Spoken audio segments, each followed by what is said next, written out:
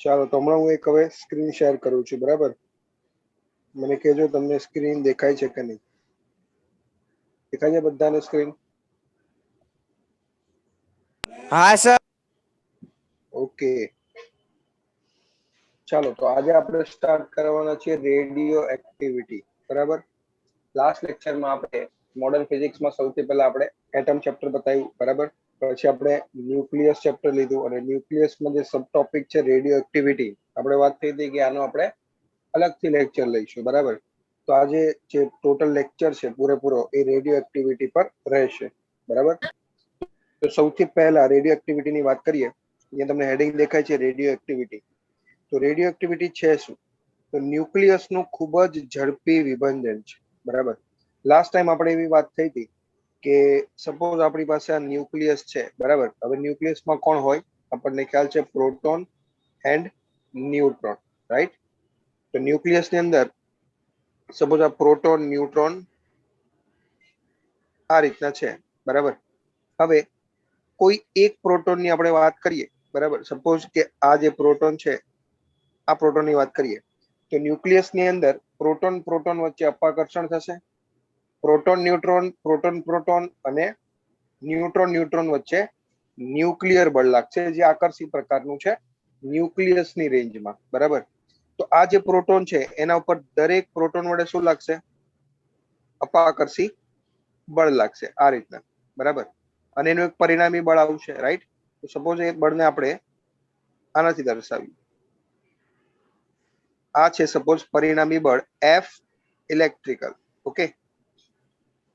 હવે જેટલા પણ ન્યુટ્રોન્સ એ પ્રોટોનની નજીકમાં હશે, બરાબર? એ ન્યુટ્રોન્સ એના પર શું કરશે? આકર્ષી પ્રકારનું બળ લગાવશે. અને આનું જે પરિણામી છે એ સપોઝ આ બળ છે, રેડી? આ છે F ન્યુક્લિયર. તો જ્યારે F ઇલેક્ટ્રિકલ અને F ન્યુક્લિયર બંને સેમ થાય ત્યારે આ જે ન્યુક્લિયસ છે એ સ્થાયી કહેવાય, બરાબર? જ્યારે આ સંતુલન જળવાય નહીં, મતલબ જે પ્રોટોન પર લાગતું અપાકર્ષી કુલમ્બિયન અપાકર્ષી બળ છે એ અને એ પ્રોટોન પર લાગતું ન્યુક્લિયર આકર્ષી બળ છે એ, જો એ બંને સમતોલન ન પામે, મતલબ બંનેનું સંતુલન ન થાય તો એ ન્યુક્લિયસ કેવો થઈ જશે? અસ્થાયી થઈ જશે. અને સ્થાયીતા પ્રાપ્ત કરવા માટે શું કરશે? વિકિરણોનું કણોનું ઉત્સર્જન કરશે, બરાબર? જે આપણે આગળ લઈશું. તો એને કારણે એનો જે ન્યુક્લિયસ છે એ વિભંજન પામશે, બરાબર? ન્યુક્લિયસ તૂટશે, રાઈટ? તો ન્યુક્લિયસનું ખૂબ જ ઝડપી વિભંજન એને આપણે કહીએ છીએ રેડિયો એક્ટિવિટી. આ ઘટનાને કહેવાય રેડિયો એક્ટિવિટી, બરાબર? કે જ્યારે જ્યારે પણ કોઈ પણ તત્વના ન્યુક્લિયસ, જે હેવી ન્યુક્લિયસો છે, બરાબર, એ કેવા છે? અસ્થાયી છે. કેમ અસ્થાયી છે? કારણ કે એની અંદર પ્રોટોન પર લાગતું અપાકર્ષી બળ અને ન્યુટ્રોન વડે એ પ્રોટોન પર લાગતું ન્યુક્લિયર આકર્ષી બળ બંને સેમ થતા નથી. તો એવી કન્ડિશનમાં એ ન્યુક્લિયસ પોતાની સ્થાયીતા પ્રાપ્ત કરવા માટે અલગ અલગ કણોનું વિકિરણોનું ઉત્સર્જન કરે, બરાબર? જે ઘટનાને આપણે શું કહીએ છીએ? રેડિયો એક્ટિવિટી કહીએ છીએ. અને એમાં જે ન્યુક્લિયસ છે એનું શું થશે? વિભંજન થશે, ન્યુક્લિયસ તૂટશે, બરાબર? બીજા ન્યુક્લિયસમાં કન્વર્ટ થશે. હવે રેડિયો એક્ટિવિટી નું માપન કઈ રીતના કરવાનું, બરાબર? બહુ ઇમ્પોર્ટન્ટ ટોપિક છે. રેડિયો એક્ટિવિટીનું માપન કરવા માટે એક રાશિ આપણે વ્યાખ્યાયિત કરીએ છીએ, જેને આપણે કહીએ છીએ એક્ટિવિટી, બરાબર? એક્ટિવિટીનો મતલબ શું થાય? કે વિભંજન પ્રતિ સેકન્ડ, બરાબર? સપોઝ કે ડીટી સમયમાં, ધ્યાનથી સમજ, ડીટી સમયમાં ડીએન ન્યુક્લિયસ વિભંજન પામે તો એક્ટિવિટી એસી આપણે લખીએ, activity AC is equals to A આવશે mode of DN by DT, બરાબર? અથવા એકચ્યુઅલમાં લખવો તો આવશે એક્ટિવિટી બરાબર માઇનસ ડીએન બાય ડીટી. ઋણ સંજ્ઞા કેમ આવી? કારણ કે સમય સાથે જે ન્યુક્લિયસ છે એ વિભંજન પામે છે, બરાબર? તો જે અવિભંજિત ન્યુક્લિયસ છે એની સંખ્યામાં ઘટાડો થશે, બરાબર? એને કારણે અહીંયા નેગેટિવ સાઇન આવશે. અને ઓલવેઝ મોસ્ટ ઓફ તો જે એક્ટિવિટી છે એ મોડ્યુલસમાં લખાય છે, એ સી બરાબર mod of DN by d t. તો આ એક્ટિવિટી એક એવી રાશિ છે જેની મદદથી આપણે શું કરી શકીએ? કે રેડિયો એક્ટિવિટીનું માપન કરી શકીએ. હવે એનો જે એકમ છે, એકમ આવે છે, એક એકમ છે એનો ડીપીએસ. ડીપીએસ એટલે ડિસઇન્ટિગ્રેશન પર સેકન્ડ, બરાબર. આને લખાશે ડિસઇન્ટિગ્રેશન પર સેકન્ડ, રાઈટ. એનો ગુજરાતીમાં કહીશું તો થશે વિભંજન પ્રતિ સેકન્ડ. ડિસઇન્ટિગ્રેશન નો મતલબ થશે વિભંજન, પ્રતિ સેકન્ડ મતલબ પર સેકન્ડ. ઓકે, આ એક ખૂબ જ નાનો એકમ છે, નોર્મલ એકમ છે ડીપીએસ. બરાબર.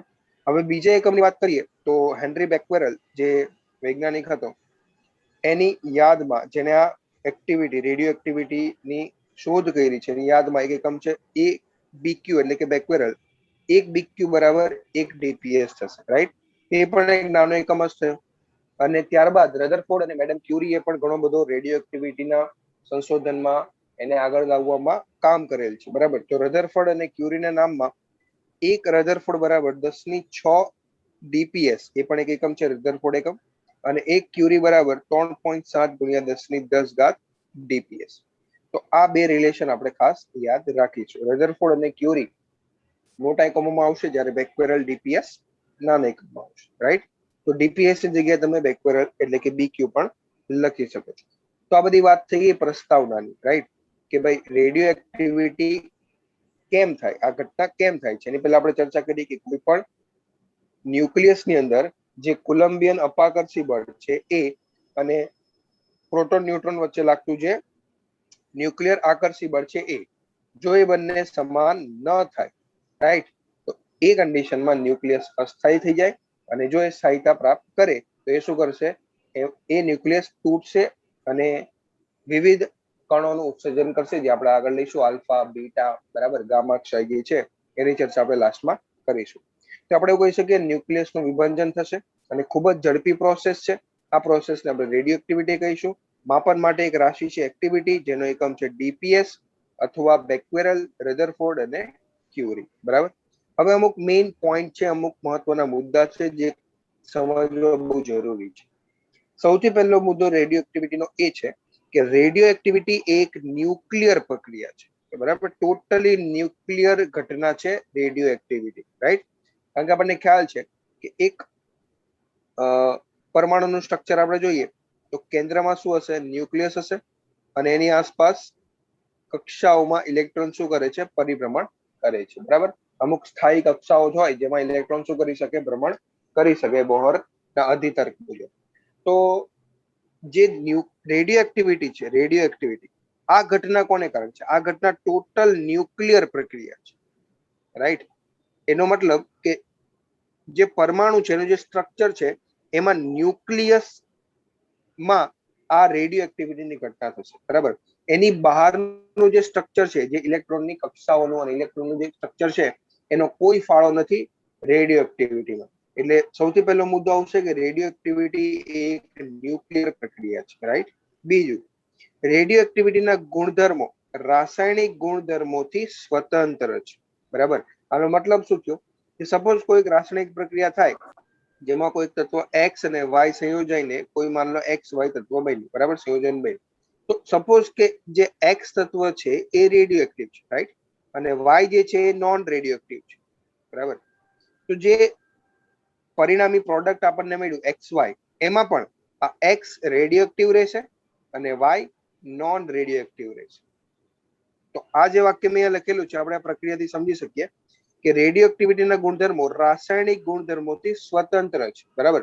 કે આ એક રાસાયણિક પ્રક્રિયા થઈ તેમાં એક્સ રેડિયો એક્ટિવ હતો તો ફાઇનલ પ્રોડક્ટમાં પણ એક્સ રેડિયો એક્ટિવ જ રહેશે, અને વાય નોન રેડિયો એક્ટિવ હતો તો ફાઇનલ પ્રોડક્ટમાં પણ વાય નોન રેડિયો એક્ટિવ જ રહેશે. તો રાસાયણિક ગુણધર્મોની કોઈ અસર રેડિયો એક્ટિવિટી પર થશે નહીં. ત્રીજો મુદ્દો, રેડિયો એક્ટિવિટી એક રેન્ડમ પ્રક્રિયા છે. ખાસ ધ્યાનથી સમજો, રેડિયો એક્ટિવિટી એક રેન્ડમ પ્રોસેસ છે. રેન્ડમ પ્રોસેસનો મતલબ શું થાય કે સપોઝ કે આપણી પાસે આ કોઈ એક સેમ્પલ છે. બરાબર. કોઈ હેવી ન્યુક્લિયસ નું સેમ્પલ છે. બરાબર. હવે આ જે સેમ્પલ છે એની અંદર કરોડો, બિલિયન્સ, ટ્રિલિયન્સ અણુ પરમાણુઓ છે. બરાબર. તો આ હેવી ન્યુક્લિયસ છે. તો શું કરશે, અસ્થાયી હશે. એના જે ન્યુક્લિયસ હશે એ અસ્થાયી હશે. બરાબર. પરમાણુ તો સ્થાયીતા પ્રાપ્ત કરવા માટે શું કરશે, એ ન્યુક્લિયસનું વિભાજન થશે. બરાબર. તો કરોડો પરમાણુઓ છે આની અંદર, રાઈટ. તેમાંથી કયો પરમાણુ પહેલા વિભાજન પામશે, બરાબર, કયા પરમાણુનું ન્યુક્લિયસ પહેલા વિભાજન પામશે અને કયા પરમાણુ ન્યુક્લિયસ થોડી વાર રહીને અથવા તો ખૂબ જ સમય પછી વિભાજન પામશે એ આપણે કહી શકીએ નહીં. બરાબર છે. તો કરોડો પરમાણુઓમાં અલગ અલગ પરમાણુનું વિભાજન ચાલુ રહેશે, પણ એક રેન્ડમ પ્રોસેસ. આપણે કોઈ એક ફિક્સ એવી વસ્તુ ન કહી શકીએ કે ભાઈ આ પરમાણુ આટલા પરમાણુ સૌથી પહેલા વિભાજન પામશે પછી આટલા પરમાણુ થશે, એવી કોઈ આપણે આમાં ફિક્સ વસ્તુ ન કહી શકીએ. રાઈટ. તો રેડિયો એક્ટિવિટી એક એવી પ્રક્રિયા છે, રેન્ડમ પ્રોસેસ. બરાબર, એટલે કે અનિશ્ચિત પ્રક્રિયા એવું તમે કહી શકો. કયો ન્યુક્લિયસનું વિભાજન ક્યારે થશે ને કેટલા ટાઈમમાં થશે અને કયો પહેલા થશે કયો બાદમાં થશે એવી કોઈ આપણે આમાં ચર્ચા કરી શકીએ નહીં. બરાબર. બાકી તો આમાં ઘણા બધા પ્રોબેબિલિટી લોઝ છે, બરાબર, જે આપણા સિલેબસની બહાર છે, જેના પર આપણે ચર્ચા નહીં કરી. રાઈટ. તો એક વસ્તુ આપણે ખાસ યાદ રાખશું કે રેડિયો એક્ટિવિટી એક રેન્ડમ પ્રોસેસ. બરાબર છે. અહીંયા સુધી ક્લિયર છે બધાને?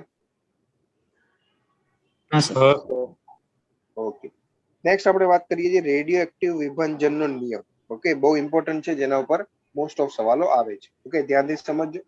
રેડિયો એક્ટિવિટી વિભાજનનો નિયમ શું કહે છે? બરાબર, આવું કહે છે કે જે આપણી પાસે સેમ્પલ છે એની એક્ટિવિટી અથવા જે ન્યુક્લિયસ છે એની એક્ટિવિટી એ અવિભાજિત ન્યુક્લિયસની સંખ્યાના સમપ્રમાણમાં છે. બરાબર, કે આપણી પાસે જે તત્વ છે એ સપોઝ કોઈ હેવી ન્યુક્લિયસનું બનેલું છે. બરાબર, તો એની જે એક્ટિવિટી છે એ એક્ટિવિટી એમાં રહેલ અવિભાજિત મતલબ એક્ટિવ. બરાબર, ઇંગ્લિશમાં આપણે એને કહીશું active nucleus, number of active nucleus એના સમપ્રમાણમાં થશે. હવે એક્ટિવિટીની હમણાં જ આપણે વાત કરી કે dN/dt ને આપણે શું કરીએ છીએ? એક્ટિવિટી વડે દર્શાવીએ છીએ કે dt સમયમાં જો dN ન્યુક્લિયસ વિભાજન પામે, જો મેં અહીંયા લખેલું પણ છે, dt સમયમાં dN ન્યુક્લિયસ વિભાજન પામે તો એક્ટિવિટી થશે dN/dt અને એ સમપ્રમાણમાં હશે કોના? n ના. જ્યાં n શું છે? આ n છે અવિભાજિત ન્યુક્લિયસની સંખ્યા. બરાબર, તો dN/dt ઇઝ ઇક્વલ ટુ થઈ જશે, અહીંયા પ્રોપોર્શનાલિટી સાઇન દૂર કરીએ તો એક અચળાંક આવશે લેમ્ડા, અને એ લેમ્ડા ને કહેવાશે વિભાજન અચળાંક. ઓકે, અને જો અહીંયાથી આપણે લેમ્ડા ને કરતા બનાવી દઈએ તો n જશે નીચે, તો dN/dt ના છેદમાં n, અથવા આને આપણે એવું પણ લખી શકીએ કે dN/dt એટલે એક્ટિવિટી થાય છેદમાં n. તો આને આપણે ગુજરાતીમાં શું કહીશું? એક્ટિવિટી પ્રતિ પરમાણુ. બરાબર, n શું છે? અવિભાજિત ન્યુક્લિયસની સંખ્યા, અને એસી શું છે? એક્ટિવિટી. તો લેમ્ડા ને આપણે એક્ટિવિટી પ્રતિ પરમાણુ વડે પણ દર્શાવી શકીએ.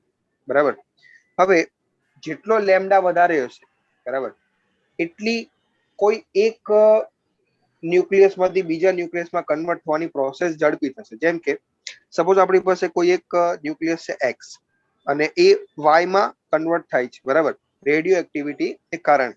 અને અહીંયા સપોઝ કે વિભાજન અચળાંક લેમ્ડા છે. બરાબર, કોઈ સેમ્પલ એક્સ છે, એના ન્યુક્લિયસનું વિભાજન થઈને એ કન્વર્ટ થાય છે વાય માં, અને અહીંયા આ પ્રોસેસમાં વિભાજન અચળાંક લેમ્ડા છે. બરાબર, તો જો આ પ્રક્રિયા ઝડપી થતી હોય તો લેમ્ડા નું મૂલ્ય મોટું હશે. બરાબર, અને જો એક્સ ના જે ન્યુક્લિયસ છે એની તૂટવાની જે પ્રોસેસ છે, જે સમય છે, ધીમે ધીમે છે, મતલબ વાય નો બનવાનો જે દર છે એ ધીરો છે, તો એ પ્રક્રિયામાં લેમ્ડાનું મૂલ્ય નાનું હશે. તો આપણે એવું કહી શકીએ જેટલો લેમ્ડા વધારે હશે એટલી કોઈ એક ન્યુક્લિયસનું બીજા ન્યુક્લિયસમાં કન્વર્ટ થવાની પ્રોસેસ ઝડપી થશે. બરાબર, હવે અહીંયા જે આપણે સમીકરણ લખ્યું dN/dt is equal to lambda n, right, અને એમાં જો આપણે ફર્ધર થોડીક ગણતરી કરીને ઇન્ટિગ્રેશન કરીએ, બરાબર, કે સપોઝ t બરાબર 0 સમયે n0 ન્યુક્લિયસ હતા, બરાબર, સેમ્પલમાં, અને t બરાબર t સમયે n વધ્યા, રાઈટ, તો અહીંયા બંને બાજુ સંકલનની લિમિટ મૂકીને આપણે ઇન્ટિગ્રેશન કરીશું તો ફાઇનલી આપણને એક સમીકરણ મળશે જે અહીંયા લખેલું છે n બરાબર n0 e raised to minus lambda t. Most important સમીકરણ છે જે આપણે યાદ રાખવાનું છે અને બધાને ખ્યાલ પણ છે. જ્યાં n શું છે? n છે t સમયે અવિભાજિત ન્યુક્લિયસની સંખ્યા. બરાબર, ધ્યાનથી સમજજો. n બરાબર n0 e raised to minus lambda t માં n શું છે? t સમય જો મારે જાણવું હોય કે કેટલા અવિભાજિત ન્યુક્લિયસ વધ્યા, બરાબર, મતલબ કેટલા એક્ટિવ ન્યુક્લિયસ છે સેમ્પલમાં, તો એ મને n આપશે. અને n0 શું છે? t બરાબર 0 સમયે ન્યુક્લિયસની સંખ્યા છે, બરાબર, કે જ્યારે રેડિયો એક્ટિવિટી જે પ્રોસેસ છે સ્ટાર્ટ નથી થઈ, t બરાબર 0 સમય, ત્યારે ટોટલ કેટલા એક્ટિવ ન્યુક્લિયસ હતા એ n0 છે, બરાબર. હવે સપોઝ આને આપણે બંને બાજુ લેમ્ડા વડે ગુણી દઈએ તો આપણે હમણાં જ એક સૂત્ર જોયું કે dn બાય dt એટલે શું થશે? એક્ટિવિટી થશે. જો આ સમીકરણ લખ્યું મેં, dn by dt activity is equal to lambda into n, અને આપણે ac is equal to lambda into n પણ લખી શકીએ, બરાબર. તો અહીંયા આ જે સમીકરણ છે આમાં હું બંને બાજુ લેમ્ડા વડે ગુણી દઉં તો લેમ્ડા ઇન્ટુ n એ થઈ જશે ac, બરાબર. ટી સમયની અહીંયા ac ની જગ્યાએ આપણે at લખી દઈએ, ટી સમય એક્ટિવિટી, અને લેમ્ડા ઇન્ટુ n0 થઈ જશે a0, એટલે કે t બરાબર 0 સમયની activity, e raise to minus lambda T એમને એમ રહેશે. તો આ જે સમીકરણ છે આ એક્ટિવિટીના સ્વરૂપમાં આવી, બરાબર. અને ઉપર જે લખેલું હતું એ મેં ન્યુક્લિયસની સંખ્યાના સ્વરૂપમાં લખેલું છે, બરાબર. જે રીતના સવાલ પૂછાય એ રીતના આપણે બેમાંથી કોઈ પણ સૂત્ર લાગુ પાડી શકીએ, બરાબર છે. તો મોસ્ટ આઈએમપી સૂત્ર છે આ, ખાસ યાદ રાખવું. કોઈ પણ ટી સમયે જે એક્ટિવ ન્યુક્લિયસની સંખ્યા જો આપણે જાણવી હોય તો એ મળશે n બરાબર n0 e raise to minus lambda T પર. ખ્યાલ આવ્યો? કોઈ કન્ફ્યુઝન છે? ના સર. પાક્કું ને? આ નિયમ ક્લિયર છે ને? બહુ ઇમ્પોર્ટન્ટ છે, આના પર મોસ્ટ ઓફ સવાલ હશે. આગળ વધુ? હા સર. ઓકે, ચાલો નેક્સ્ટ આપણે લઈએ છીએ અર્ધ આયુ સમય, બરાબર. અર્ધ આયુ સમયનો મતલબ શું થાય? t1/2 એના વડે આપણે દર્શાવીએ છીએ. જો મેં એક વાક્ય લખેલી છે, જે સમયમાં તત્વના ન્યુક્લિયસની સંખ્યા વિભંજન થઈને અડધી થઈ જાય એ સમયને આપણે અર્ધ આયુ, જેમ એનું નામ છે અર્ધ આયુનો મતલબ શું થાય? સપોઝ t બરાબર 0 સમય, t બરાબર 0 સમય ટોટલ એક્ટિવ ન્યુક્લિયસ n0 હતા, અને t બરાબર t સમય એ ન્યુક્લિયસ હવે n0/2 રહી ગયા, બરાબર. તો આ જે સમય આવ્યો યાર t બરાબર t વાળો, જ્યાં t સમય છે, આ t ને કહીશું આપણે અર્ધ આયુ સમય, બરાબર. જેટલા સમયમાં કોઈ પણ તત્વના ન્યુક્લિયસની સંખ્યા વિભજન થઈને અડધી થઈ જાય એ સમયને આપણે કહીએ છીએ અર્ધ આયુ સમય, બરાબર. તો ઉપર હમણાં જ આપણે આ સમીકરણ જોયું, n બરાબર n0 e raise to minus lambda T, જેને આપણે રેડિયો એક્ટિવ ડીકે ઇક્વેશન કહીએ છીએ, બરાબર. આ ઇક્વેશનને શું કહેવાય? રેડિયો એક્ટિવ ડીકે ઇક્વેશન કહેવાય. હવે અહીંયા n ની જગ્યાએ લખીશું આપણે n0/2, કારણ કે અડધી સંખ્યા થઈ ગઈ ન્યુક્લિયસની. આ n0 એમને એમ રહેશે. e raise to minus lambda, હવે t ની જગ્યાએ લખાશે t1/2, કારણ કે એટલા સમયમાં ન્યુક્લિયસની સંખ્યા અડધી થઈ ગઈ છે, બરાબર. તો t ની જગ્યાએ આવશે t1/2, બંને બાજુ n0 કેન્સલ થઈ જશે, તો વધશે 1/2 બરાબર e raise to minus lambda t1/2. બંને બાજુ વ્યસ્ત કરી દઈએ તો 2 બરાબર e raise to lambda t1/2, અને બંને બાજુ લોગ લઈ લઈએ તો t1/2 નું સૂત્ર આવી જશે, જે તમારી સામે છે, ln2 ડિવાઇડેડ બાય લેમ્ડા, અને ln2 ની કિંમત છે 0.693 ડિવાઇડેડ બાય લેમ્ડા, અથવા લેમ્ડા બરાબર 0.693 ડિવાઇડેડ બાય t1/2. ઓકે, કારણ કે અમુક વાર સવાલમાં આપણને શું કીધું? અર્ધ આયુ સમય આપેલો, લેમ્ડા ન આપેલો, બરાબર. કે કોઈ રેડિયો એક્ટિવ ન્યુક્લિયસ વિભંજન થઈને કોઈ બીજા ન્યુક્લિયસમાં કન્વર્ટ થાય તો એમાં આપણને શું આપેલું હોય? અર્ધ આયુ સમય આપેલો હોય એ પ્રક્રિયાનો, બરાબર. તો અર્ધ આયુ સમય આપેલો હોય એ પ્રોસેસનો આપણને વિભંજન અચળાંક ન આપેલો હોય તો આ સૂત્ર પરથી આપણે લેમ્ડા કેલ્ક્યુલેટ કરી શકીએ. તો અર્ધ આયુ સમય, જેમ નામ છે એ નામ પરથી એની વ્યાખ્યા છે કે કોઈ પણ તત્વના જે ટોટલ ન્યુક્લિયસ હોય એ વિભંજન પામીને જ્યારે અડધા થઈ જાય તો એ જેટલા સમયમાં અડધા થઈ જાય એ સમયને આપણે અર્ધ આયુ સમય કહીએ છીએ એ તત્વ. ખ્યાલ આવ્યો? હા સર. ઓકે, તો આ સૂત્ર ખાસ યાદ રાખજો, જે તમને અહીંયા દેખાય છે t1/2 બરાબર 0.693 ડિવાઇડેડ બાય લેમ્ડા. નેક્સ્ટ આપણો ટોપિક છે સરેરાશ આયુ સમય, બરાબર. એક છે અર્ધ આયુ સમય અને એક છે સરેરાશ આયુ સમય, બરાબર. તો સરેરાશ આયુ સમયનો મતલબ શું થાય? આગળ આપણે વાત કરી કે ભાઈ રેડિયો એક્ટિવ પ્રક્રિયા, રેડિયો એક્ટિવિટીની જે પ્રક્રિયા છે એ એક રેન્ડમ પ્રક્રિયા છે, બરાબર. રેન્ડમ નો મતલબ શું થાય? કે કયા ન્યુક્લિયસનું વિભાજન ક્યારે થશે, કોણ પહેલા થશે, કોણ પછી થશે, એ આપણને ખ્યાલ નથી. તો સપોઝ કે કોઈ એક તત્વ, કોઈ સેમ્પલ છે આપણી પાસે, બરાબર. એ સેમ્પલમાં કરોડો પરમાણુઓ છે, બરાબર. તો અમુક પરમાણુ એવા હશે કે જેનું વિભાજન શરૂઆતમાં થશે, બરાબર. તો એનો જે આયુ છે, બરાબર, એનો જે જીવનકાળનો સમય છે એ ઓછો રહેશે.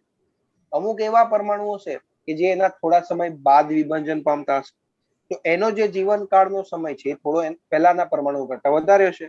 અને અમુક એવા ન્યુક્લિયસ હશે કે જેનું વિભાજન બહુ જ સમય પછી થશે, તો એનો જે જીવનકાળ છે એનો સમય વધારે હશે. બરાબર. તો અહીંયા આપણે એક રાશિ ડિફાઇન કરીએ છીએ જેને કહેવાય છે સરેરાશ આયુ સમય. ઓકે, સરેરાશ મતલબ જેટલા પણ પરમાણુઓ છે, બરાબર, જેટલા પણ ન્યુક્લિયસ છે, એ ન્યુક્લિયસમાં દરેક ન્યુક્લિયસના વિભાજન થવાનો સમય અલગ અલગ હશે. અમુક ન્યુક્લિયસ શરૂઆતમાં વિભાજન પામી જશે, અમુક ન્યુક્લિયસ બહુ જ સમય બાદ વિભાજન પામશે. તો ટીએમ એટલે સરેરાશ આયુ સમય.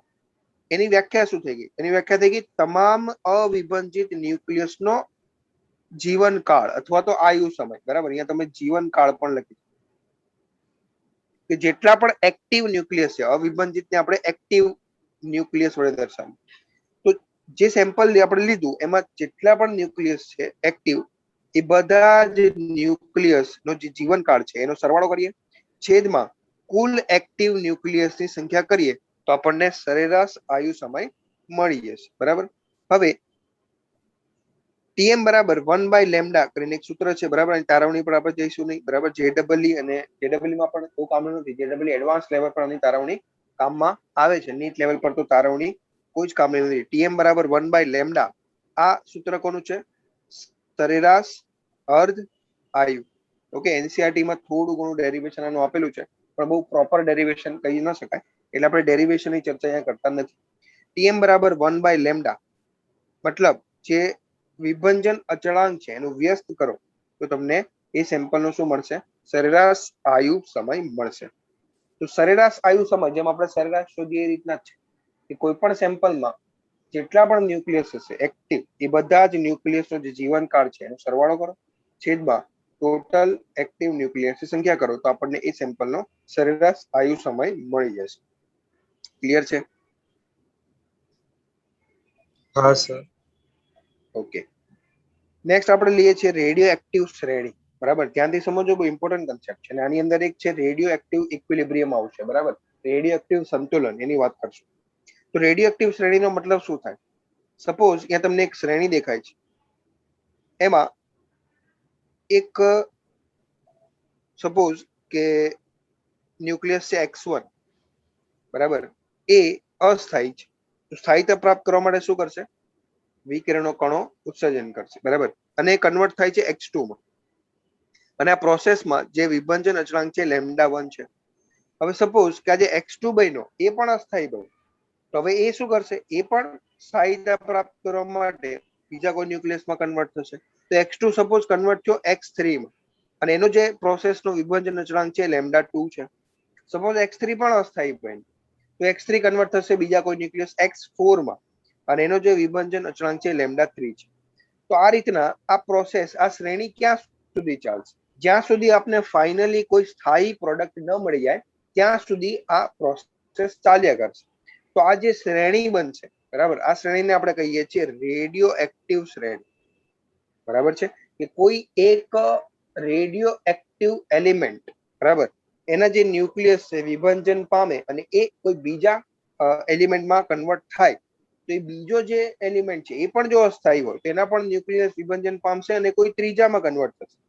તો આ પ્રોસેસ, આ શ્રેણી ત્યાં સુધી ચાલશે જ્યાં સુધી આપણને કોઈ સ્થાયી એલિમેન્ટ ન મળી. બરાબર છે, તો આ શ્રેણીને કહેવાય રેડિયો એક્ટિવ શ્રેણી. બરાબર, દરેક પ્રોસેસમાં જે વિભાજન અચળાંક છે અલગ અલગ છે. હવે λ1, λ2, λ3 પર જો આપણે કમેન્ટ કરવી હોય તો શું કરી શકાય? તો X1 પહેલા અસ્થાયી હતો અને X2 પણ અસ્થાયી છે. બરાબર, પણ X1 અને X2 માં વધારે અસ્થાયી કોણ હશે? બોલો તો કોણ કહેશે? X1 કન્વર્ટ થયો X2 માં, બરાબર, X2 પણ અસ્થાયી છે, પણ બે માંથી વધારે અસ્થાયી કોણ? X1. X1, રાઈટ, એકદમ. X1 વધારે અસ્થાયી છે, કારણ કે આપણને ખ્યાલ છે કે કોઈ પણ અસ્થાયી પરમાણુ સ્થાયીતા પ્રાપ્ત કરવા માટે શું કરે? રેડિયો એક્ટિવ વિકિરણનું સર્જન કરે, કણોનું સર્જન કરે. તો X2 X1 કરતા થોડો ઓછો અસ્થાયી બનશે, બરાબર. જ્યારે x2 x3 માં કન્વર્ટ થાય છે તેમાં x2 x3 કરતા વધારે અસ્થાયી છે, રાઈટ. તો જેમ જેમ આપણે આગળ વધીએ એમ એમ જે અસ્થાયીપણા નો ગુણધર્મ છે એ ઘટતો જાય છે. તો જે વિભંજન અચળાંક છે એનું મૂલ્ય પણ ઘટતું જશે, બરાબર. તો અહીંયા આપણે કમેન્ટ કરી શકીએ કે λ1 સૌથી વધારે હશે λ2 કરતા, λ2 મોટો હશે λ3 કરતા. આ રીતના આપણે જે ત્યાં સુધી આ શ્રેણી ચાલશે ત્યાં સુધી આ રીતના કમેન્ટ કરી શકીએ લેમ્ડા પર, બરાબર. હવે સપોઝ કે x1 જે સેમ્પલ છે, x1 સેમ્પલ એના જે ન્યુક્લિયસ છે એમાં t બરાબર 0 સમયે n0 ન્યુક્લિયસ છે, બરાબર. 0 સમયે n0 ન્યુક્લિયસ. અને કોઈ t બરાબર t સમયની વાત કરીએ તો t બરાબર t સમય શું થયું હશે? x1 ના ન્યુક્લિયસો અમુક વિભંજન પામી ગયા હશે અને x2 બન્યો હશે. x2 ના પણ અમુક ન્યુક્લિયસ વિભંજન પામ્યા હશે, x3 બન્યો હશે. તો t બરાબર t સમય સપોઝ x1 ના જે ન્યુક્લિયસની સંખ્યા છે એ n1 થઈ, બરાબર, એક્ટિવ ન્યુક્લિયસ. x2 ના ન્યુક્લિયસની સંખ્યા n2 છે અને x3 ના ન્યુક્લિયસની સંખ્યા n3 છે, બરાબર. તો જો આપણે x1 ની એક્ટિવિટી લખવી હોય, ધ્યાનથી સમજજો, x1 ની એક્ટિવિટી લખવી હોય તો હમણાં જ આપણે સૂત્ર જોયું એક્ટિવિટી બરાબર લેમ્ડા ઇન્ટુ n, બરાબર. તો t બરાબર t સમયની x1 ની એક્ટિવિટી જોવી હોય તો x1 ની એક્ટિવિટી શું થઈ જશે કે ભાઈ t બરાબર t સમયે x1 પાસે n1 ન્યુક્લિયસ એક્ટિવ છે. તો λ1 એ પ્રોસેસનો વિભંજન અચળાંક છે. તો x1 ની એક્ટિવિટી થઈ જશે λ1 ઇન્ટુ n1. આ સૂત્ર પર એક્ટિવિટી બરાબર લેમ્ડા ઇન્ટુ n થશે. તો અહીંયા બનશે λ1 ઇન્ટુ n1. જ્યાં n1 આપણે શોધવું હોય તો આપણી પાસે સમીકરણ છે radio active decay equation n બરાબર n0 e raise to minus lambda t. તો આ સૂત્ર પરથી આપણને n1 મળી જશે, કિંમત મૂકી શકીએ. હવે x1 ની એક્ટિવિટી, બરાબર, ધ્યાનથી સમજો. x1 ની એક્ટિવિટી નો મતલબ શું થાય? એક્ટિવિટી એટલે વિભંજન પ્રતિ સેકન્ડ, બરાબર. તો x1 ની એક્ટિવિટીને આપણે x2 ના બનવાનો દર પણ તો કહી શકીએ, કારણ કે x1 ના ન્યુક્લિયસનું વિભંજન જેમ જેમ થશે એમ એમ x2 પ્રોડ્યુસ થશે, બરાબર, x2 બનતો જશે. તો x1 ની એક્ટિવિટીનો મતલબ શું થયો કે x1 ના ન્યુક્લિયસના વિભંજનનો દર, અને એને આપણે બીજા શબ્દોમાં x2 ના બનવાનો દર પણ કહી શકીએ, બરાબર છે. તો x1 ની એક્ટિવિટી આવી λ1 n1 અથવા x2 ના બનવાનો દર. હવે x2 પણ કન્વર્ટ થાય છે x3 માં. તો જો x2 ની એક્ટિવિટી લખવી હોય t સમય તો એ થઈ જશે λ2 ઇન્ટુ n2. કેમ? કારણ કે x2 પાસે n2 ન્યુક્લિયસ છે t બરાબર t સમય પર, અને x2 માંથી x3 બનવાનો જે વિભંજન અચળાંક છે એ λ2 છે.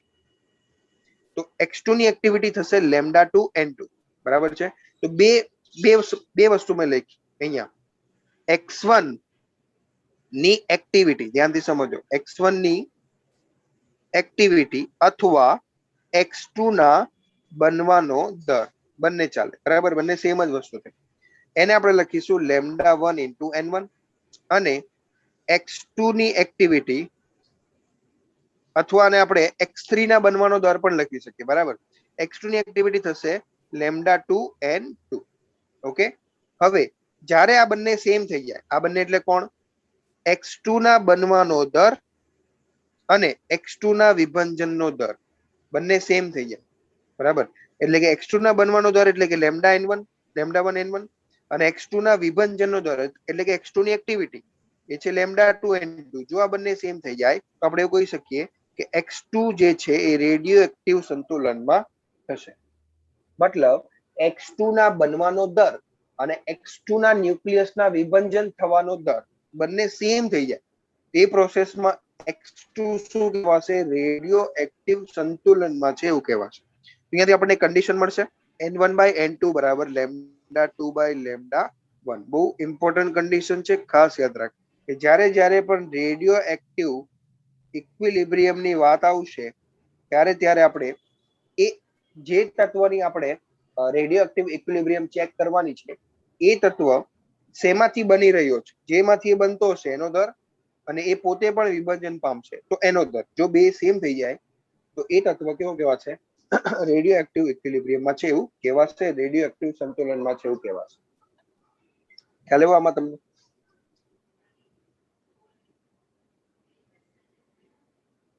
હેલો. हाँ सर હા સર ક્લિયર છે ને? કન્સેપ્ટ એકદમ ક્લિયર છે ને?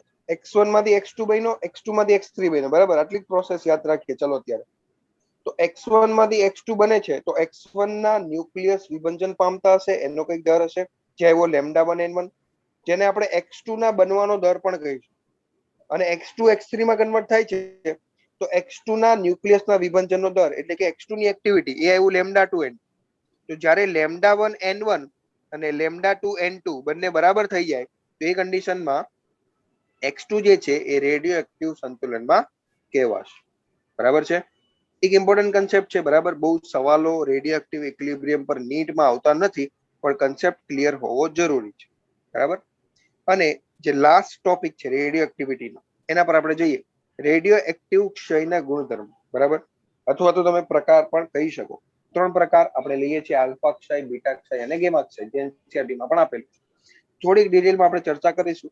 આલ્ફા ક્ષય સૌથી પહેલા ચર્ચા કરીએ. આલ્ફા ક્ષયનો મતલબ શું થાય? કે હિલિયમના ન્યુક્લિયસનું ઉત્સર્જન થવું, બરાબર? હિલિયમનો ન્યુક્લિયસ તૂટવું, બરાબર? એવું કહી શકાય. આલ્ફા ક્ષય, આલ્ફાનો મતલબ થશે હિલિયમનો ન્યુક્લિયસ. Okay, 2He4. આલ્ફાને આપણે 2He4 પણ લખી શકીએ. ઓકે, તો એક પ્રોસેસ મેં લખી છે, ધ્યાનથી સમજો. કોઈ એક તત્વ છે ZXA, જેમાં Z એનો પરમાણુ ક્રમાંક છે, A એનો પરમાણુ દળાંક છે. તો જ્યારે આ કેવો છે? અસ્થાયી છે. ઓકે, અને સ્થાયીતા પ્રાપ્ત કરવા માટે શું કરશે? કણોનું ઉત્સર્જન કરશે. તો અહીંયા આલ્ફા કણનું ઉત્સર્જન થાય છે. તો આલ્ફા કણમાં શું છે? આલ્ફા કણનો મતલબ હિલિયમનો ન્યુક્લિયસ. તો જે x નો પરમાણુ ક્રમાંક છે Z, એમાં 2 નો ઘટાડો થઈ જશે, એ થઈ જશે Z-2, અને પરમાણુ દળાંકમાં 4 નો ઘટાડો થઈ જશે, તો એ થઈ જશે A-4, અને હવે x કન્વર્ટ થઈ જશે y, બરાબર? પ્લસ અહીંયા એક આલ્ફા કણનું ઉત્સર્જન થશે, અને સાથે સાથે ઉર્જા પણ મુક્ત થશે. અને આગળ આપણે ન્યુક્લિયસ ચેપ્ટરમાં વાત થઈ હતી કે આ ઉર્જા આપણે શું કરી શકીએ? કેલ્ક્યુલેટ કરી શકીએ ડેલ્ટા E બરાબર ડેલ્ટા mc² પરથી, જ્યાં ડેલ્ટા m બરાબર છે દળ ક્ષતિ. ઓકે, અને દળ ક્ષતિ કેલ્ક્યુલેટ કરવા માટે આપણને ખ્યાલ છે માસ of x minus mass of y minus mass of alpha into c² કરીએ તો ડાયરેક્ટ આપણને ઉર્જા મળી જશે, જેને આપણે ક્યુ વેલ્યુ પણ કહીએ છીએ. બરાબર? આ જે ઉર્જા છે એને ક્યુ વડે પણ દર્શાવી શકાય, ક્યુ ફેક્ટર અથવા ક્યુ વેલ્યુ કહી શકાય. બરાબર?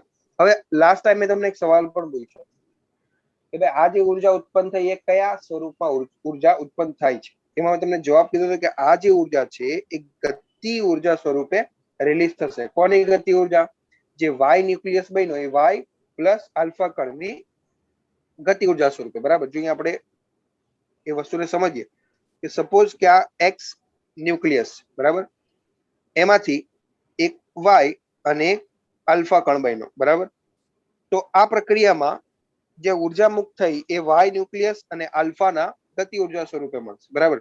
તો આલ્ફા જે કણ છે એ વી આલ્ફા વેગથી ગતિ કરે, અને સાથે આ વાય જે ન્યુક્લિયસ છે એને પણ એક રિકોઇલ વેલોસિટી મળશે, જે વીવાય થશે. સપોઝ આલ્ફાનું દળ એમ આલ્ફા છે, આલ્ફા કણનું દળ, અને આ વાય નું દળ એમ વાય છે. તો આ પ્રોસેસમાં વેગમાન સંરક્ષણ વાપરીએ, બરાબર? વેગમાનનું સંરક્ષણ થશે. તો આમાં જો વેગમાન સંરક્ષણનો નિયમ લગાવીએ તો એ થશે my vy બરાબર m આલ્ફા v આલ્ફા, કારણ કે શરૂઆતમાં જે છે તો સ્થિર હતો, vx બરાબર 0 છે. ઓકે, તો વેગમાન સંરક્ષણનો નિયમ લગાવીએ તો એ થશે my vy બરાબર m આલ્ફા v આલ્ફા. જે પણ ઉર્જા મુક્ત થઈ એ આલ્ફા કણ અને વાય ન્યુક્લિયસની ગતિ ઉર્જા સ્વરૂપે મળશે. બરાબર? અને સાથે સાથે આપણે ઉર્જા સંરક્ષણનો નિયમ પણ લગાવી શકીએ. તો આલ્ફા કણની ઉર્જા થશે half M alpha V alpha square plus half M why V Y square. આ મળી આપણને પ્રોસેસમાં કુલ ઉર્જા. ઉર્જા લાવવા માટે આ સૂત્ર પણ વાપરી શકીએ, અથવા જેમ અહીંયા લખેલું છે, જેને આપણે આઈન્સ્ટાઈનનું દળ ઉર્જા સમીકરણ કહીએ છીએ, એ પણ વાપરી શકાય. તો હવે ધ્યાનથી સમજો. આ જે ઉર્જા મળી એ ગતિ ઉર્જા સ્વરૂપે મળી. કોની ગતિ ઉર્જા? વાય જે બન્યો એનો ન્યુક્લિયસ અને આલ્ફા કણ, આ બેની ગતિ ઉર્જા સ્વરૂપે મળશે. તો ટોટલ ઉર્જા લખવી હોય તો આ સૂત્ર મેં જો અહીંયા લખેલું જ છે, half M why V Y square plus half M alpha V alpha square. અને વેગમાન સંરક્ષણ પરથી આપણે લખી શકીએ M why we Y is equals to M alpha V alpha. અમુક વાર એવા સવાલો આવે કે જેમાં આપણને આલ્ફા ક્ષયની જે પ્રોસેસ છે એમાં જે આલ્ફા કણ નું ઉત્સર્જન થાય તો તેનો વેગ પૂછેલો હોય, બરાબર. વી અલ્ફા આપણને શોધવાનો કીધો હોય તો આપણે શું કરશું? એક તો આ સમીકરણ છે આપણી પાસે, બરાબર, અને એક આ ઉર્જાનું સમીકરણ છે. આ બે સમીકરણનો ઉપયોગ કરીને ઇઝીલી આપણે વી અલ્ફાની વેલ્યુ કેલ્ક્યુલેટ કરી શકીએ.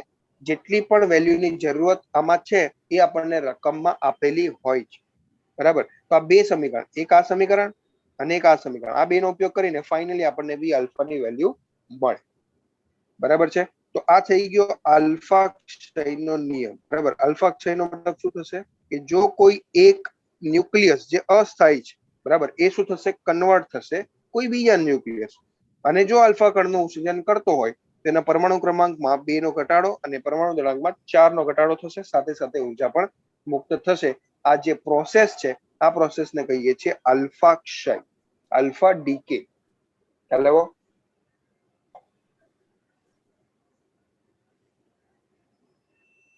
કોઈ કન્ફ્યુઝન છે આમાં આલ્ફા ક્ષયમાં? ના સર. ઓકે, નેક્સ્ટ આપણી પાસે છે બીટા ક્ષય, બરાબર. બીટા ક્ષયમાં અમુક પ્રકારો છે. બીટા ક્ષયમાં બે પ્રકાર છે, એક બીટા પ્લસ ક્ષય હોય છે અને એક બીટા માઇનસ ક્ષય હોય છે, બરાબર. બીટા પ્લસ નો મતલબ શું થાય? એક ત્રીજો પણ પ્રકાર છે, બરાબર, એની પણ ચર્ચા કરીશું. બીટા પ્લસ નો મતલબ શું થાય? બીટા પ્લસ નો મતલબ થાય કે એક પ્રોટોન, બરાબર, ન્યુટ્રોન અને પોઝિટ્રોન, ધ્યાનથી સમજો, બીટા ક્ષયમાં ઇલેક્ટ્રોન અને પોઝિટ્રોન નું સર્જન થાય છે. તમને સવાલ હશે ન્યુક્લિયસ ની અંદર તો પ્રોટોન ને ન્યુટ્રોન જ હોય તો ઇલેક્ટ્રોન નું ઉત્સર્જન કઈ રીતના થાય? બરાબર, કારણ કે આ જે રેડિયો એક્ટિવિટી પ્રોસેસ છે એ તો એક ન્યુક્લિયર પ્રોસેસ છે, મતલબ ન્યુક્લિયસ પર ડિપેન્ડન્ટ છે. અને ન્યુક્લિયસ ની અંદર તો પ્રોટોન ને ન્યુટ્રોન છે, તો પછી ઇલેક્ટ્રોન કેવી રીતના પ્રોડ્યુસ થઈ શકે, કેવી રીતના ઉત્સર્જન પામે? બરાબર. તો એમાં પ્રોસેસ એવી થાય કે જો બીટા પ્લસ ક્ષય થતો હોય તો એમાં ન્યુક્લિયસનો એક પ્રોટોન એક ન્યુટ્રોનમાં અને એક પોઝિટ્રોનમાં, આને કહેવાશે પોઝિટ્રોન, બરાબર, પોઝિટિવ ઇલેક્ટ્રોન કહી શકાય એને. તો એક પ્રોટોન એક ન્યુટ્રોન અને એક પોઝિટ્રોનમાં કન્વર્ટ થાય. આ પ્રોસેસને આપણે કહીએ છીએ બીટા પ્લસ ક્ષય. અને આ ઘટનામાં વેગમાન સંરક્ષણ અને ઉર્જા સંરક્ષણનું પાલન કરવા માટે એક બીજા કણનું ઉત્સર્જન થાય છે, જેને આપણે નવું નામ આપેલું છે, જેને કહેવાય છે ન્યુટ્રિનો, બરાબર, જેને મ્યુ સંજ્ઞા વડે દર્શાવે. ઓકે, તો બીટા પ્લસ ક્ષયમાં શું થશે કે ન્યુક્લિયસ ની અંદરનો એક પ્રોટોન રેડિયો એક્ટિવિટી ની પ્રોસેસ દરમિયાન એક ન્યુટ્રોન અને એક પોઝિટ્રોનમાં કન્વર્ટ થશે, સાથે સાથે એક ન્યુટ્રિનો કણ પણ બનશે, બરાબર. જો આપણે આની એક્ઝેક્ટ પ્રોસેસ જોઈએ, ન્યુક્લિયર પ્રોસેસ એ રીતના થશે. સપોઝ કોઈ એક્સ તત્વ છે આપણી પાસે ZX છે અને કન્વર્ટ થઈ ગયું Y માં, તો તમે જોઈ શકો છો કે એક પ્રોટોન, બરાબર, ઓછો થઈ ગયો, તો આ થઈ જશે Z માઇનસ A, ઉપર બનશે A પ્લસ એક પોઝિટ્રોન કણ ઉત્પન્ન થશે અને એક ન્યુટ્રિનો કણ પ્રોડ્યુસ થશે. હલો, હા સર. ઓકે. બીજું છે આપણી પાસે બીટા માઇનસ છે, બરાબર. બીટા માઇનસ માં શું થશે? ઇલેક્ટ્રોન નું ઉત્સર્જન થશે. તો બીટા માઇનસ માં ઇલેક્ટ્રોન નું ઉત્સર્જન થાય તો ન્યુક્લિયસમાં તો છે જ નહીં, તો આ પ્રોસેસમાં શું થશે? એક ન્યુટ્રોન એક પ્રોટોન અને એક ઇલેક્ટ્રોનમાં કન્વર્ટ થશે, બરાબર. અને સાથે સાથે અહીંયા એક નવો કણ બનશે જેને આપણે એન્ટી ન્યુટ્રિનો કહીએ છીએ. ન્યુટ્રિનો અને એન્ટી ન્યુટ્રિનોમાં શું ફરક છે? બંનેની સ્પિનમાં ફરક છે, બરાબર, બાકી એક્ઝેક્ટ સેમ છે, ખાલી બંનેની સ્પિન વિરુદ્ધ છે. તો અહીંયા બનશે એન્ટી ન્યુટ્રિનો પાર્ટિકલ, એક ન્યુટ્રોન કન્વર્ટ થશે એક પ્રોટોન અને એક ઇલેક્ટ્રોન. તો તમે જોઈ શકો છો એક પ્રોટોનનો વધારો થઈ ગયો, બરાબર. તો ZX જે તત્વ છે એમાં Z માં એક નો વધારો થઈ જશે, Z+1 થઈ જશે, અને એક ઇલેક્ટ્રોન અને એક એન્ટી ન્યુટ્રિનો ઉત્પન્ન થશે. ખ્યાલ લેવામાં?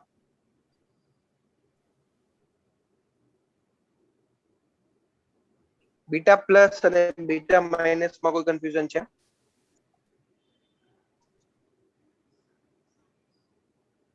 ના સર. બધામાં ઉર્જા તો ઉત્પન્ન થશે, બરાબર, એટલે ઉર્જા તો આપણે લખવાની રહી જ છે. ઓકે. ત્રીજો આમાં એક પ્રકાર છે જેને આપણે કે કેપ્ચર કહીએ. ત્યાંની નવી વસ્તુ છે. કે કેપ્ચર કરીને એક ક્ષય છે, બરાબર, જેમાં કોઈ કણનું ઉત્સર્જન નથી થતું, બરાબર, કોઈ વિકિરણનું ઉત્સર્જન થતું નથી. કે કેપ્ચરમાં થાય શું એક્ઝેક્ટલી થોડીક માહિતી આપી દઉં, બાકી બહુ નીટ લેવલ પર તો બહુ કામનું નથી. કે કેપ્ચરનો મતલબ શું થાય કે જો બહુ હેવી ન્યુક્લિયસો હોય, એ હેવી ન્યુક્લિયસમાં પ્રોટોનની સંખ્યા વધારે હશે, બરાબર. તો એ હેવી ન્યુક્લિયસની જે આસપાસની ઓર્બિટ છે, જે કક્ષાઓ છે જેમાં ઇલેક્ટ્રોન ભ્રમણ કરતા હોય, બરાબર, તો એ ઇલેક્ટ્રોનની કક્ષાઓ ન્યુક્લિયસની નજીક હશે, બરાબર. અને સૌથી પહેલી જે શેલ છે કે શેલ, જેમાં 2 ઇલેક્ટ્રોન હોય, એ ન્યુક્લિયસની એટલી બધી નજીક હોય કે ન્યુક્લિયસનું એટલું સ્ટ્રોંગ ઇલેક્ટ્રોન પર આકર્ષણ બળ લાગે કે જેને કારણે એ કે શેલનો ઇલેક્ટ્રોન ન્યુક્લિયસમાં શોષાઈ જાય, બરાબર. કે શેલનો જે ઇલેક્ટ્રોન છે એ ન્યુક્લિયસમાં શું થઈ જાય? શોષાઈ જાય. તો એની અંદર જે પ્રોસેસ થાય એ પ્રોસેસને આપણે કહીએ છીએ કે કેપ્ચર. કેપ્ચરનો મતલબ શું થયો? કે શેલનો જે ઇલેક્ટ્રોન છે એ ન્યુક્લિયસના હેવી એકદમ સ્ટ્રોંગ આકર્ષી બળને કારણે એ ઇલેક્ટ્રોન ન્યુક્લિયસમાં શોષાય, બરાબર. અને એ પ્રોસેસને આપણે કે કેપ્ચર તરીકે ઓળખીએ છીએ, જેને આપણે બીટા ક્ષયમાં સમાવેશ કરીએ છીએ, બરાબર. બાકી નીટ લેવલ પર બહુ એટલું ડિટેલમાં જવાની જરૂર નથી, ખાલી નામ એક યાદ હશે તો પણ ચાલશે, બરાબર. અને લાસ્ટ આપણે લઈએ છીએ ગામા ક્ષય, બરાબર. ગામા ક્ષયમાં શું થાય? ગામા ક્ષયમાં વિકિરણ ઉત્પન્ન, બરાબર. રેડિયો એક્ટિવ વિકિરણ, કોઈ કણનું ઉત્સર્જન નહીં થાય, રેડિયો એક્ટિવ વિકિરણ બનશે. કેવી રીતના બનશે? સપોઝ આપણી પાસે કોઈ તત્વનો ન્યુક્લિયસ છે એક્સ, અને આ જે એક્સ છે એ વિભંજન પામીને સપોઝ વાયમાં કન્વર્ટ થયું, બરાબર. હવે થાય શું? જ્યારે આ વાયમાં કન્વર્ટ થાય ત્યારે ઉર્જા ઉત્પન્ન થતી હશે, બરાબર. તો અમુક ઉર્જાનો ભાગ આ વાય ને અંદર જે ન્યુક્લિયોન્સ છે, બરાબર, જે ન્યુક્લિયસ છે, ન્યુક્લિયસની અંદર કોણ છે? પ્રોટોન અને ન્યુટ્રોન, જેને આપણે ન્યુક્લિયોન્સ કહીએ છીએ, બરાબર. તો જેમ આપણે ઇલેક્ટ્રોન ની વાત કરી હતી, બરાબર, આગળના ચેપ્ટરમાં, કે ભાઈ બોહરે એવું કીધું કે ઇલેક્ટ્રોન અમુક સ્થાયી કક્ષામાં ભ્રમણ કરી શકે જ્યાં એની શું છે? ફિક્સ ઉર્જા છે. સેમ એવી રીતના ન્યુક્લિયસની અંદર જે ન્યુક્લિયોન છે, પ્રોટોન અને ન્યુટ્રોન, એ દરેક પ્રોટોન ન્યુટ્રોનની પણ શું છે? ઉર્જા છે, બરાબર. હવે ઇલેક્ટ્રોનની જેમ પરિભ્રમણ તો નહીં કરતા હોય, પણ દરેક ન્યુક્લિયોન્સ શું છે? ઉર્જા છે. તો જ્યારે એક્સ માંથી વાયમાં કન્વર્ટ થાય છે ત્યારે વાયને જે ઉર્જા મળશે એ ઉર્જા જે ગતિ ઉર્જા સ્વરૂપે મળે છે, એ ઉર્જાનો અમુક ભાગ વાયના જે ન્યુક્લિયોન્સ હશે એ ન્યુક્લિયોન્સને મળશે, અને એ જે ન્યુક્લિયોન્સ છે ઉત્તેજિત થશે. એટલે અહીંયા આપણે વાયની જગ્યાએ લખીશું વાય સ્ટાર. આ એકદમ ક્ષણિક ઘટના છે, બહુ ક્ષણિક ઘટના, 10⁻8 સેકન્ડ ના સમયગાળામાં ઘટના થતી હશે. કઈ ઘટના? ધ્યાનથી સમજો. એક્સ માંથી સૌથી પહેલા બનશે વાય સ્ટાર, અને વાય સ્ટાર માંથી પછી બનશે વાય, અને પ્લસ ગામા, બરાબર. સપોઝ કે અહીંયા આલ્ફા કણનું ઉત્સર્જન થઈ ગયું, બરાબર. એક્સ માંથી વાય સ્ટાર અને આલ્ફા કણ બન્યો. હવે આ વાય સ્ટાર શું છે? ઉત્તેજિત, વાય નો ઉત્તેજિત ન્યુક્લિયસ છે, બરાબર. હવે તમને નવાઈ લાગતી હશે, આ કયો નવો શબ્દ આવ્યો? ઉત્તેજિત ન્યુક્લિયસ. જેમ મેં તમને હમણાં કીધું કે દરેક ઇલેક્ટ્રોનની જે ઓર્બિટ છે એમાં એની ઇલેક્ટ્રોનની ફિક્સ ઉર્જાઓ છે. સેમ એવી રીતના ન્યુક્લિયસની અંદર જે પ્રોટોન, ન્યુટ્રોન છે, ન્યુક્લિયોન છે, એની પણ ઉર્જાઓ છે, બરાબર. તો જ્યારે એક્સ માંથી વાય અને આલ્ફા કણ બને છે ત્યારે સૌથી પહેલા ડાયરેક્ટ વાય નહીં બને, વાય સ્ટાર નું નિર્માણ થશે. વાય સ્ટાર નો મતલબ શું થાય? એનો મતલબ થશે કે વાય ના ન્યુક્લિયસ ઉત્તેજિત ન્યુક્લિયસમાં રહેલ ન્યુક્લિયોન ઉત્તેજિત અવસ્થામાં હશે, બરાબર. અને જ્યારે ઉત્તેજિત અવસ્થામાં છે થોડી અમુક ક્ષણ માટે જ રહેશે, પછી ફરીથી ઉર્જા ગુમાવીને પોતાની જે મૂળ સ્ટેટ છે એમાં આવી જશે, બરાબર. તો જ્યારે વાય સ્ટાર માંથી વાય બનતો હોય એ પ્રોસેસમાં શું થશે? એ પ્રોસેસમાં ફોટોન સ્વરૂપે વિકિરણનું સર્જન થશે, જેને આપણે ગામા રે કહીએ છીએ, બરાબર. એટલે આ ક્ષયને કહેવાય છે ગામા ક્ષય. ફરીથી સમજાવી દઉં. એક્સ માંથી વાય સ્ટાર અને આલ્ફા કણ બન્યું, બરાબર. વાય સ્ટાર નો મતલબ કે વાય નો જે તત્વ છે, વાયના જે ન્યુક્લિયસ છે, એમાં જે ન્યુક્લિયોન રહેલા છે, પ્રોટોન, ન્યુટ્રોન, એ ઉર્જા મેળવીને ઉત્તેજિત અવસ્થામાં જશે, અને પછી ઉર્જા ગુમાવીને ફરીથી પોતાની મૂળ અવસ્થામાં આવશે. પણ જ્યારે ઉર્જા ગુમાવશે ત્યારે ફોટોન સ્વરૂપે વિકિરણનું સર્જન કરશે, જેને આપણે ગામા રેઝ કહીએ છીએ, બરાબર છે. તો આખી પ્રોસેસને આપણે સમજાવી હોય ટૂંકમાં તો આ રીતના લખાશે કે સૌથી પહેલા એક્સ કન્વર્ટ થશે વાય સ્ટારમાં આલ્ફા કણનું ઉત્સર્જન કરીને, અને પછી વાય સ્ટાર કન્વર્ટ થશે વાય માં ગામા રેઝ નું ઉત્સર્જન કરી. બરાબર. તો ટોટલ પ્રોસેસ લખવી હોય તો એક્સ માંથી વાય બન્યો આલ્ફા કણ અને ગામા રેઝ નું ઉત્સર્જન થઈને. બરાબર છે. તો આ ટોટલ જે પ્રોસેસ છે એ પ્રોસેસને આપણે ગામા ક્ષય તરીકે ઓળખીએ છીએ. પર પડી કન્સેપ્ટ ક્લિયર થયો કે નહીં? હા સર. સૌથી પહેલા આમાં આલ્ફા ક્ષય થયો. બરાબર. પણ એ આલ્ફા ક્ષય એ પ્રકારનો થયો કે વાય ને જે ઉર્જા મળી એ ઉર્જાનો અમુક ભાગ વાય ના ન્યુક્લિયસના જે ન્યુક્લિયોન છે એને ઉત્તેજિત કરવામાં વપરાઈ ગયું. અને જ્યારે ન્યુક્લિયોન ઉત્તેજિત થઈને ફરીથી પોતાની મૂળ અવસ્થામાં આવશે ઉર્જા ગુમાવીને, ત્યારે એ શું કરશે? ફોટોન સ્વરૂપે ઉર્જાનું ઉત્સર્જન કરશે, જેને આપણે ગામા રેઝ કહીએ છીએ. ઓકે. અને અહીંયા જે પ્રોસેસ છે વાય સ્ટાર માંથી વાયમાં કન્વર્ટ થવાની, એ બહુ ક્ષણિક છે, જે લગભગ 10⁻8 સેકન્ડનો સમયગાળો છે. બરાબર. એટલે તમે જોઈ શકો ખૂબ જ ઓછો સમય આને આપણે કહી શકીએ. બરાબર. એકદમ ક્ષણિક ઘટના. હા સર. ઓકે. તો રેડિયો એક્ટિવિટીમાં આટલી જ વસ્તુ છે, બહુ કોઈ ડિટેલમાં છે નહીં, એકદમ નાનો ટોપિક છે અને બહુ ઈઝી ટોપિક છે. બરાબર. તમે કોન્સેપ્ટ ક્લિયર રાખો તો રેડિયો એક્ટિવિટીનો એક એક સવાલ સોલ્વ થઈ જાય. બરાબર. તો ફરીથી હું એક કન્ક્લુઝન લઈ લઉં. બરાબર.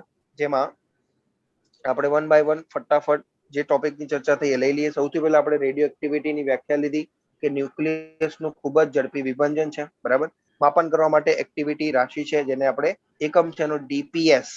એક્ટિવિટીનો મતલબ થશે dn by dt. Negative sign છે કારણ કે જે એક્ટિવ ન્યુક્લિયસ છે એની સંખ્યા સમય સાથે ઘટશે. ઓકે. ડીપીએસ નો મતલબ વિભંજન પ્રતિ સેકન્ડ. અન્ય એકમની વાત કરીએ તો બેક્વેરલ છે, હેનરી બેક્વેરલ, જેને આની શોધ કરેલી છે. હેનરી બેક્વેરલ 1 બેક્વેરલ બરાબર 1 ડીપીએસ થશે. 1 rutherford is equal to 10⁶ DPS અને 1 curie is equal to 3.7 into 10⁻10 DPS. પછી આપણે અમુક મહત્વના મુદ્દા જોયા કે ભાઈ એક્ટિવિટી જે છે એ એક ન્યુક્લિયર પ્રક્રિયા છે. બરાબર. એક્ટિવિટી કેવી પ્રક્રિયા છે? Nuclear process. ઓકે. એક સારો કલર આપણે લઈ લઈએ. હા. એક્ટિવિટી એક ન્યુક્લિયર પ્રોસેસ છે. એક ન્યુક્લિયસ પર ડિપેન્ડ કરે છે, આજુબાજુના સ્ટ્રક્ચર પર પરમાણુના ડિપેન્ડ કરતી નથી.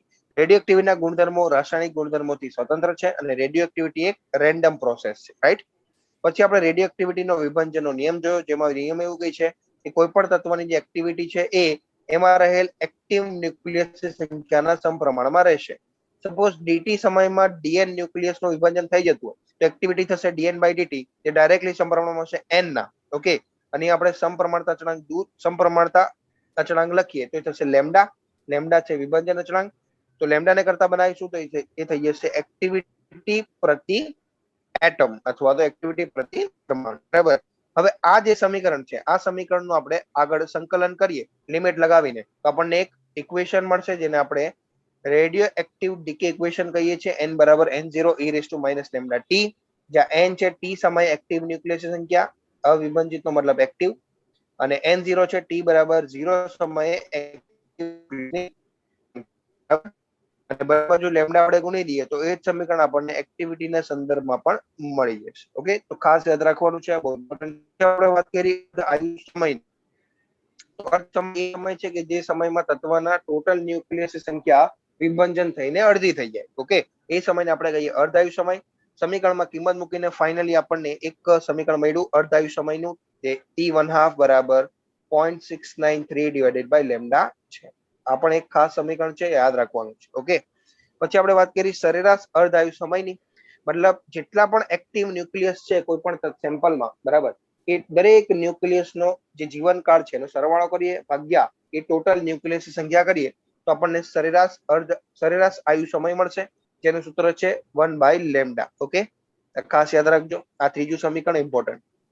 પછી આપણે એક શ્રેણીની વાત કરી જેને આપણે રેડિયો શ્રેણી કહીએ છીએ કે કોઈ એક તત્વના ન્યુક્લિયસ વિભંજન પામીને બીજા ન્યુક્લિયસમાં કન્વર્ટ થાય તો એ પણ અસ્થાયી હોય તો એ પણ ફરીથી વિભંજન પામીને X3 માં કન્વર્ટ થાય છે. બરાબર.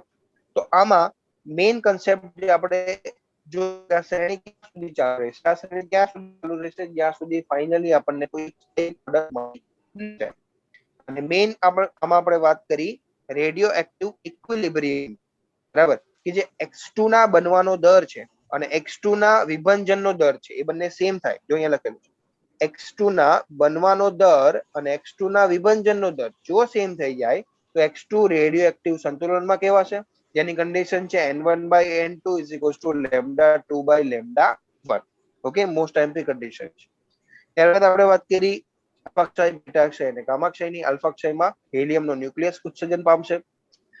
જે પણ ઉર્જા મળશે ગતિ ઉર્જા સ્વરૂપે મળશે, બરાબર. વેબર સંરક્ષણનો નિયમ લગાવી શકાય અને કુલ ઉર્જા આપણે ગતિ ઉર્જા સ્વરૂપે પણ લખી શકીએ છીએ. આ બે સમીકરણનો ઉપયોગ કરીને આપણને સવાલમાં જો આલ્ફા કણની વેગ પૂછેલો હોય તો એ વેગ મળી જશે. પછી બીટા ક્ષયની વાત કરી, જેમાં બીટા પ્લસ ક્ષય છે અને બીટા માઇનસ ક્ષય છે. બીટા પ્લસમાં પોઝિટ્રોનનું ઉત્સર્જન થશે, બીટા માઇનસમાં ઇલેક્ટ્રોનનું ઉત્સર્જન થશે. અને એક ત્રીજો પ્રકાર છે એનો કે કેપ્ચર, જેમાં હેવી ન્યુક્લિયસમાં જે કે શેલનો ઇલેક્ટ્રોન છે એ ન્યુક્લિયસ વડે આકર્ષાઈને ન્યુક્લિયસમાં શોષાઈ જાય તો એ જે ઘટના છે જેને આપણે કે કેપ્ચર કહીએ છીએ. અને ગામાક્ષયમાં શું થશે, કોઈ એક રેડિયો એક્ટિવ એલિમેન્ટ કન્વર્ટ થશે વાય સ્ટારમાં, અને વાય સ્ટાર નો મતલબ એની ઉત્તેજિત અવસ્થા છે, બરાબર. ન્યુક્લિયસ જે છે એનો એ ઉત્તેજિત અવસ્થામાં હશે, મતલબ એના જે ન્યુક્લિયોન છે એ ઉર્જા શોષીને શું કરશે, ઉત્તેજિત થશે અને ફરીથી ઉર્જા ગુમાવીને ફોટોન સ્વરૂપે ઉર્જાનું ઉત્સર્જન કરશે અને પછી વાયમાં કન્વર્ટ થશે. અને ઉત્સર્જન જે થયું એને આપણે ગામા રેઝ કહીશું. ફાઇનલી પ્રોસેસ આ રીતના લખી શકાય. એક્સ કન્વર્ટ થઈ ગયો વાયમાં, આલ્ફા કણનું અને ગામા વિકિરણનું ઉત્સર્જન કરી. ક્લિયર? હા સર. કોઈ કન્ફ્યુઝન છે કોઈ બી ટોપિકમાં? રેડિયો એક્ટિવિટી એકદમ સિમ્પલ ટોપિક છે, આના માર્ક્સ જવાની જોઈએ સવાલ આવે તો.